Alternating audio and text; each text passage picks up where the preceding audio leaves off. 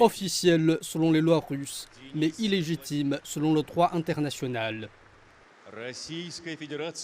4 parties de l'Ukraine sont désormais formellement incorporées à la Russie.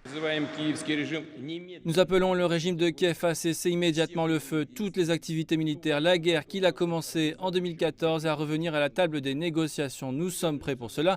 Cela a été dit à de nombreuses reprises.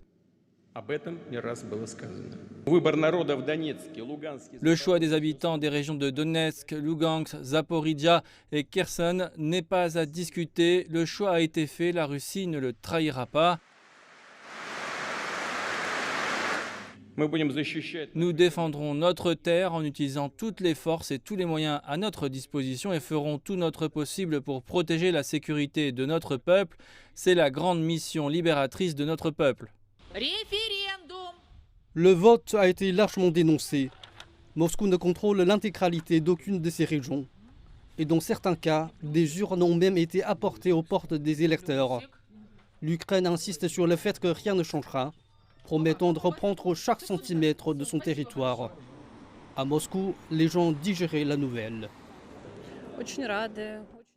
Nous sommes très heureux pour les gens qui traversaient un tel stress, des moments si terribles. Je suis heureuse que cela se termine et pour eux une vie normale, des temps normaux commenceront. Pour les Russes, la décision du gouvernement a été bonne de s'unir à nos terres ukrainiennes qui ont tant souffert, Lugansk, Donetsk, Zaporizhia et Kherson. C'est blessant, c'est une douleur, parce que je ne pense pas que cela mènerait à des résultats positifs. Pour le Kremlin, c'est une chance de déclarer des progrès et un succès partiel, de justifier la circonscription d'au moins 30 000 hommes, et aussi d'étendre le parapluie nucléaire défensif de la Russie plus à l'ouest.